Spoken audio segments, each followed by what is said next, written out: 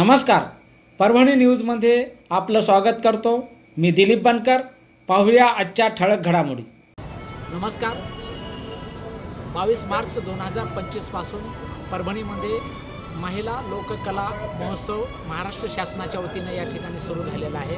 परभणी शहरातील बीरगुणा सभागृहामध्ये या कार्यक्रमाचे आयोजन करण्यात आलं होतं। परभणीतील मैत्री ग्रुपच्या वतीनं आज अतिशय सुंदर असं महिलांच्या लोककलेचं सादरीकरण झालेलं आहे। आपल्यासोबत मैत्री ग्रुपच्या काही कलावंत आहेत, त्यांच्याशी आपण संवाद साधणार आहोत। त्यांनी जो हा उपक्रम सादर केलेला आहे तो अतिशय सुंदर आणि परभणी जिल्ह्यातील या महाराष्ट्रातील या महिलांच्या आणि लोककलावंताच्या जो उपयोगी पडेल असा त्यांनी कला सादर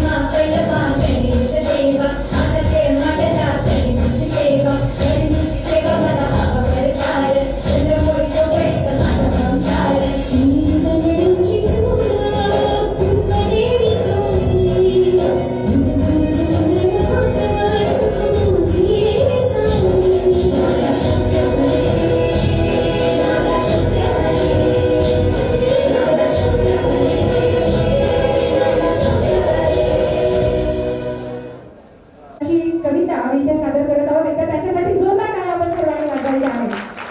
त्यांची कविता आम्ही प्रत्येक कार्यक्रमामध्ये महाराष्ट्रात सगळीकडे फिरत असतो तेव्हा प्रत्येक कार्यक्रमामध्ये स्त्रीच्या जन्माची आणि स्त्रीच्या वयात येण्याची जी काही स्थिती असते त्या स्थितीवर आधारित ही कविता आहे. अत्यंत सुंदर अशी कविता आम्ही प्रत्येक कार्यक्रमामध्ये सादर करत असतो.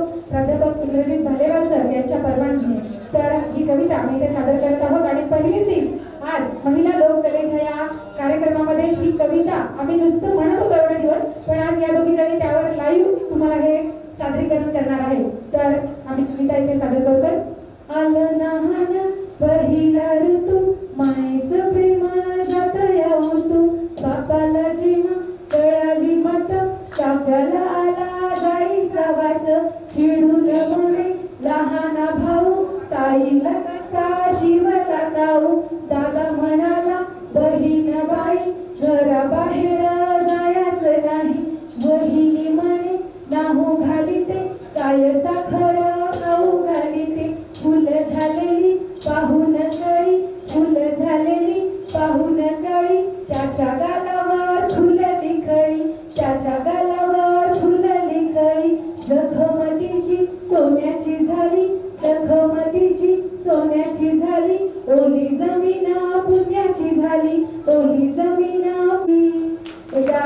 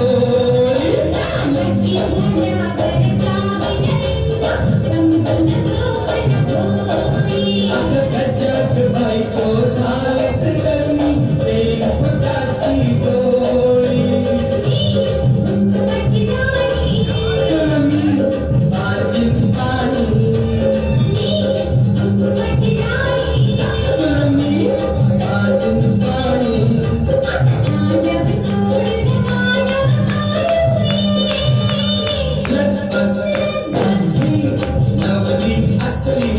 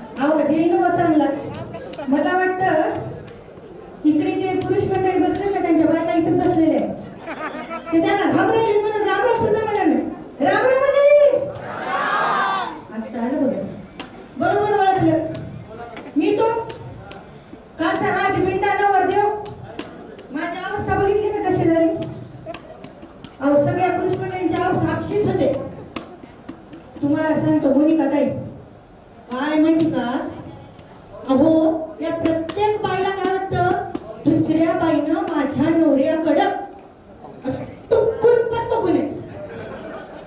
अहो म्हणून पाहत नाही तर साधी माझ्या शर्टाला इस्त्री पण नाही. तिला फक्त माझ्या नवऱ्याने असंच गवाळं दिसावं म्हणजे कोणी बघणारच नाही आणि माझ्या नवऱ्याला दृष्ट पण लागणार नाही. पण सोपं नसतो. घर पाहावं बांधून आणि लग्न पाहावं करून म्हणतात ना, ते अगदी खरं आहे बघा. एवढा चांगला मस्त आमचा संसार सुरू झाला. पण काय सांगाव, या महिला मंडळीकडे ना एक हत्यार मात्र पक्क आहे बघा. माहिती का कोणतं? रुसून बसायचं. हा, त्यांना माहितीये आपण रुसून बसलं की जे पाहिजे ते नवऱ्याकडून खिस्सा कसा रिकामा करायचा तेवढं सांगा मंडळींना. बरोबर करते बघा. आता आमची बायको गेली रुसून माहेरी. अहो म्हणलं एक दिवस जाईल, 2 दिवस जाईल, येईल की माघारी परत. कसं काय? अहो साधा फोन नाही का मेसेज नाही. बरं मी आय लव्ह यू चा मेसेज टाकला तर म्हणून ब्लॉक करून टाकले. अहो सासरवाडीच्या मंडळीला फोन केला, सगळे बोलते सगळे. सासू सासरा माझी मेवणी मेवना, त्या मेवण्याचा मित्र, मेवणीची मैत्री सगळे बोलते. पण आमच्या हिल्ला अजिबात बोलते अजिबात नाही. मग काय शेवटी म्हणलं जाऊ द्या, संसार आपल्याला करायचंय, आपण तिला मनवायला जावं. तुम्हाला सांगतो मंडळी, या झोऱ्यामध्ये माझ्या सगळे तिला आवडणाऱ्या वस्तू टाकल्यात बघा. आणि त्या आता तिला दाखवून कशी घेऊन येतो की नाही बघा तिला तिच्या माहेरावरून. नाही ऐकली ना तर नावचा पाटील नाही बघा. नाही ऐकली म्हणतो राह तिथंच, बघू आता कशी येते की नाही ते. टिंग टॉंग.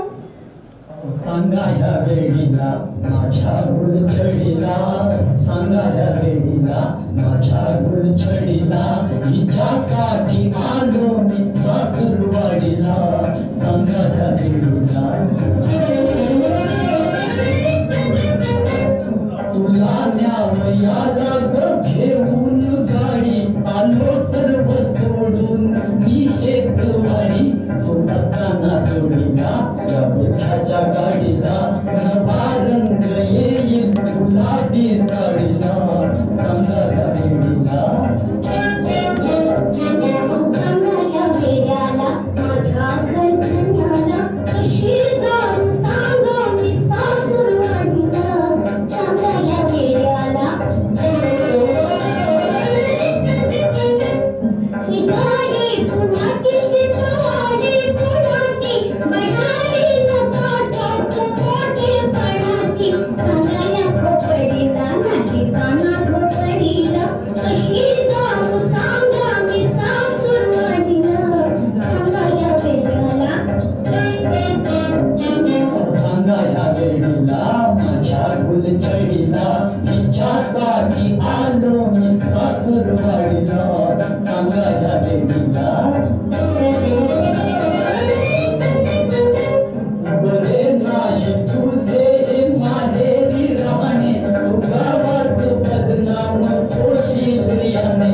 तुझ्या वाडवडीला एखाद तो होईल पुढच्या पिढीला. सांगा या वेळीला सांगा या वेळेला माझ्या घरच्याला, कशी जाऊ सांगा मी सासरवाडीला. सांगा या वेळेला आहे थोडं मी थोडं माझ्या प्रीती, नदी माझ्या गावात इज्जत तिच्याची. आहे मान त्याला दुधाच्या पगडीला, अरे हसतील सारे तुझ्या रे पडवणीला. सांगा या वेळेला सांगा या वेळीला माझ्या गुलछडीला, हिच्यासाठी आलो मी सासरवाडीला. सांगा या वेळीला नको भांडू भांडण विकोपास जाईल, तुझा माझा कंटा मी पंचातून येईल. बसेन चावडीला त्या पंचाच्या जोडीला, तुला साथ नेईन मी याच घडीला सांगायच्या वेळेला माझ्या गुरछडीला हिच्यासाठी आलो मी सासूरवाडीला सांगायच्या वेळेला सांगायच्या वेळेला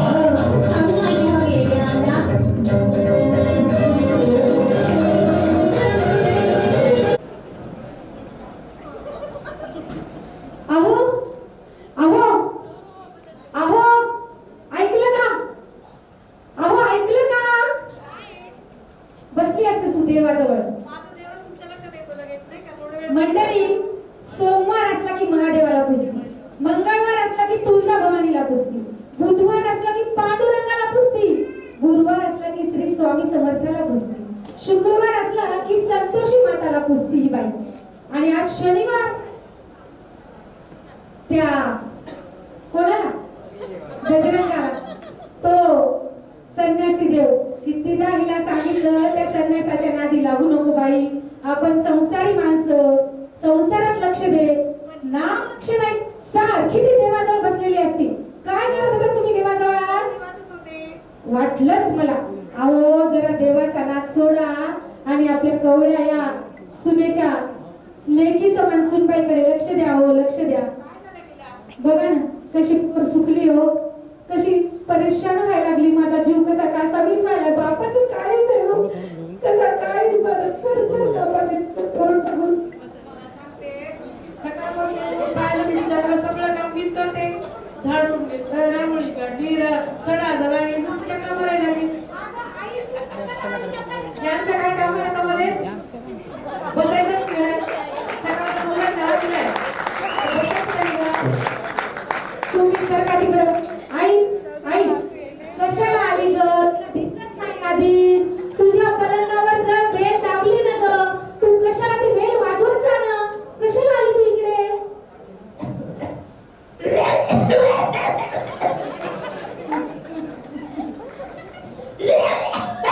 रूम मध्ये बसा म्हणलं, डोळ्याचं ऑपरेशन झालंय पण नाही यावंच वाटतं 4 माणसं.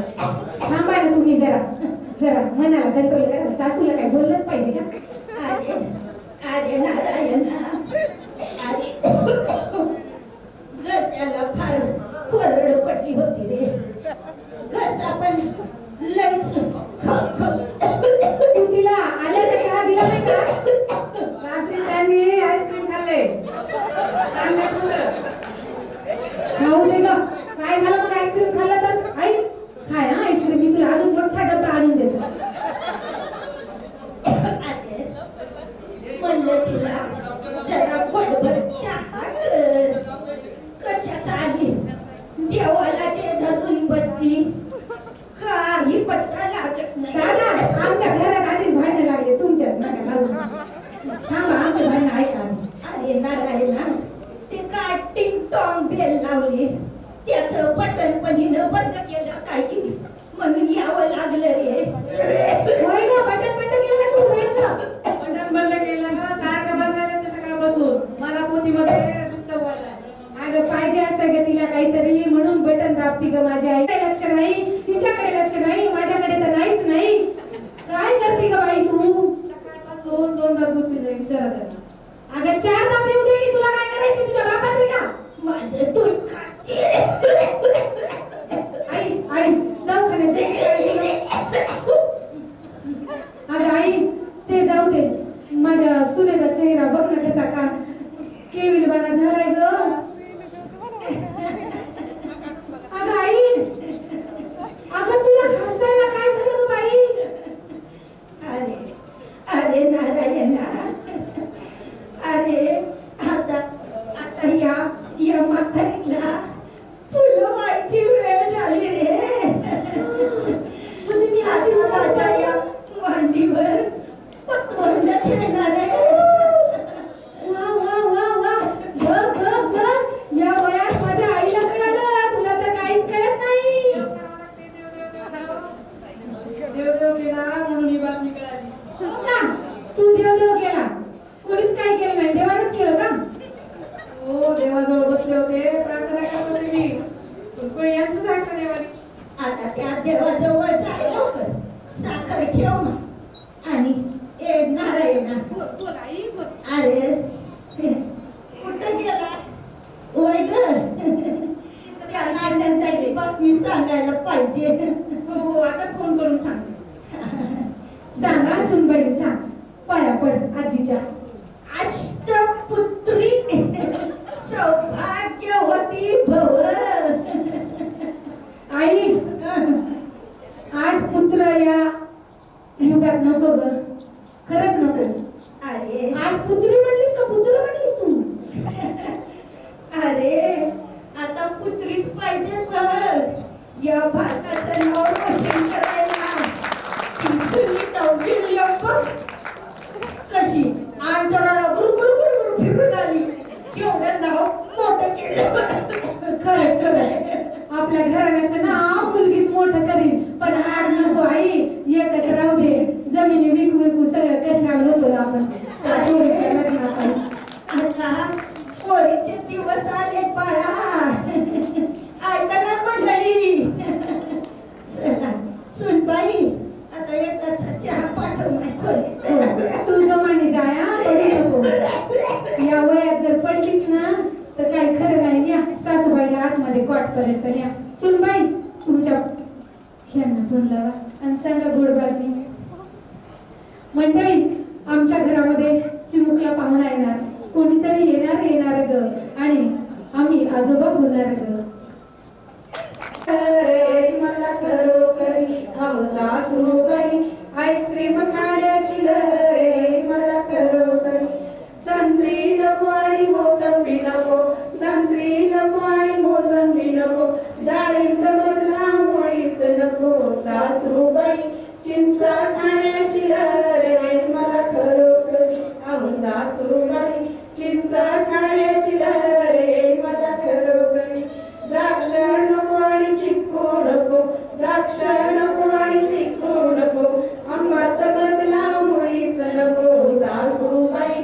कैरी खाण्याची रे मला खरोखरी सासूबाई. कैरी खाण्याची रे मला खरोखरी. लाडू नको आणि पेढे नको, लाडू नको आणि पेढे नको, जिलबीत मजला मुळीच नको सासूबाई. बोरे खाण्याची रे मला खरोखरी सासूबाई. बोरे खाण्याची रे मला खरोखरी. भाकरी नको आणि पोळी नको, भाकरी नको आणि पोळी नको, वरण भात मधला मुळीच नको सासूबाई. चायनीज खाण्याची रे मला खरोखरी सासूबाई. चायनीज खाण्याची रे मला खरोखरी. रामायण नको आणि महाभारत नको, रामायण नको आणि महाभारत नको, गीतात मजला मुळीच नको सासूबाई. सिरियल पाण्याची रे मला खरोखरी सासूबाई. सिरियल पाण्याची रे मला खरोखरी.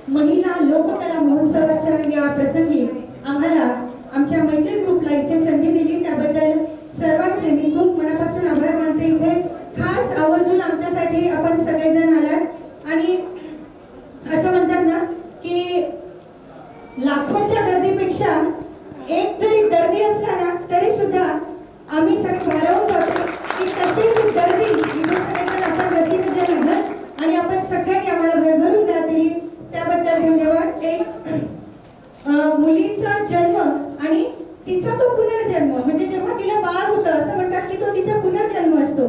तर ती या अवस्थेतून जात असताना तिचा हा जो प्रवास आहे मग त्यामध्ये तिचा जन्म आहे, तिचं मोठं होणं आहे, तिचं वयात येणं आहे, तिचं लग्न आहे, लग्नानंतरचा तिचा संसार आहे आणि जेव्हा तिला आई होण्याची जी चाहूल लागते तिथपर्यंतचा स्त्रीचा हा प्रवास मैत्री ग्रुप परभणी आम्ही इथे घेऊन आलो आहोत आणि आपण सगळ्यांना मी मनापासून पुन्हा एकदा धन्यवाद देते. एकदा ओळख करून देते. ही माझी मैत्रीण शुभांगी कुलकर्णी,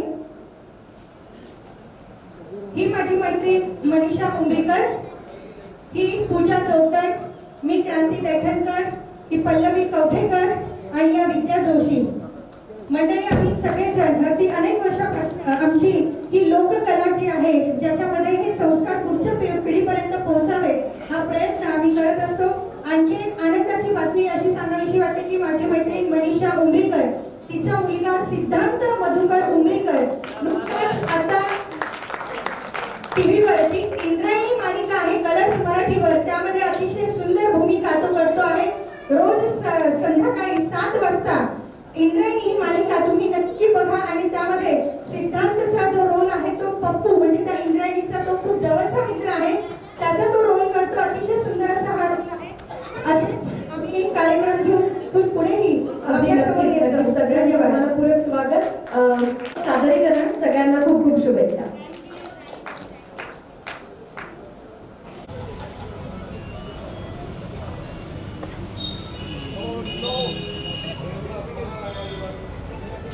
लोककला महोत्सवामध्ये आम्हाला आमच्या मैत्री ग्रुपला संधी दिली त्याचं आम्ही आज सोनं केलं असं आम्हाला वाटते. आम्ही सगळे कलाकार या कलाकारांनी या मंचाची सेवा केली आणि खूप मजा आली, खूप छान वाटलं. सांस्कृतिक संचालनालय मुंबईच्या वतीने हा आयोजित कार्यक्रम केला त्याबद्दल आणि आम्हालाही संधी दिली. एक महिला म्हणून महिलांचं व्यासपीठ महिलांनीच उभं केलं आणि लोककलेशी प्रामाणिक राहून हा प्रयत्न आम्ही नक्कीच करू आणि लोककलेची सेवा करू.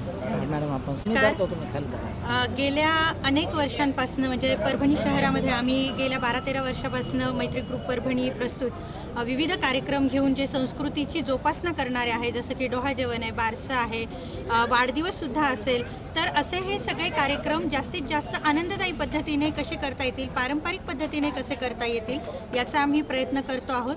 माझ्या ह्या सगळ्या मैत्रिणी आणि अजून एक जण आहे ती काही कारणास्तव आज येऊ शकली नाही, प्रणिता देशपांडे. तर आमचा हा सगळा ग्रुप आणि ज्यांनी याची पाळंमुळं रोवली अशा आमच्या आदरणीय अंजली कुलकर्णी यांचंसुद्धा मी इथे विशेषत्वानं उल्लेख करेल कारण त्यांच्यापासून आमच्या या मैत्री ग्रुपची सुरुवात झाली आणि केवळ महाराष्ट्रातच नाही तर कर्नाटक त्याच्यानंतर मध्य प्रदेश अशा अनेक भागांमध्ये आंध्र प्रदेश अशा अनेक ठिकाणी आम्ही आमची ही लोककला घेऊन गेलेलो आहोत आणि आजसुद्धा इथे महाराष्ट्र राज्याच्या वतीनं या सांस्कृतिक कला महोत्सवामध्ये आम्हा महिलांना इथे संधी दिली त्याबद्दल मी सगळ्यांचे आणि मंत्री महोदयांचे देखील खूप मनापासून आभार मानते. असेच छान छान कार्यक्रम परभणी शहरामध्ये होत राहावेत आणि आम्हा परभणीतील कलावंत जे आहेत त्या सगळ्यांना त्यांची कला सादर करण्याची संधी इथे मिळावी असं मनापासून मी विनंती करते, प्रार्थना करते. धन्यवाद. जो कार्यक्रम आहे तर त्या कार्यक्रमाविषयी सांगताना मला असं म्हणावंसं वाटतं की एका पिढीकडून दुसऱ्या पिढीकडे दिलेल्या आपल्या संस्कृतीचा संस्काराचा हा वसा आहे आणि तो वसा या येणाऱ्या पिढीकडे आत्मीयतेने जपला जावा याचा मनोमन हा मैत्री ग्रुप नेहमीच प्रयत्न करत असतो. जोशी आम्ही ह्या ज्या महिला आहेत तर त्या घर मुलं त्यांचं शिक्षण स्वतःचं करिअर असं सगळं सांभाळून हा कार्यक्रम संस्कृती पुढे नेण्यासाठी आम्ही नेहमीच सतत पुढे आलेलो आहे आणि हा कार्यक्रम जवळजवळ 2016पासून आम्ही सुरू केलेला आहे आणि आजपर्यंत आम्ही पूर्ण महाराष्ट्रभर जी मराठी अशा विविध व्यासपीठावरती आम्ही आमचा कार्यक्रम घेऊन गेलेलो आहोत आणि यामध्ये सर्व महिला ज्या ग्रुपमध्ये आहेत तर त्या स्वतःचं करिअर सांभाळून करत आहेत हे जास्त विशेष आहे. धन्यवाद. पारंपरिक पद्धतीनं हा मैत्री ग्रुपच्या वतीनं या महिला सांस्कृतिक शासनाच्या या कार्यक्रमामध्ये त्यांनी आपली कला सादर केलेली आहे. पूर्ण महाराष्ट्रामध्ये त्यांनी जाऊन या ठिकाणी आपली सांस्कृतिक जपवणूक कशी करावी, आपली जुनी आठवण दुसऱ्या पिढीपर्यंत कशी पोहोचावी हा प्रयत्न त्यांनी केलेला आहे. Parbhani news, cameraman Umesh Agarwal, reporter Dilip Bankar, Parbhani.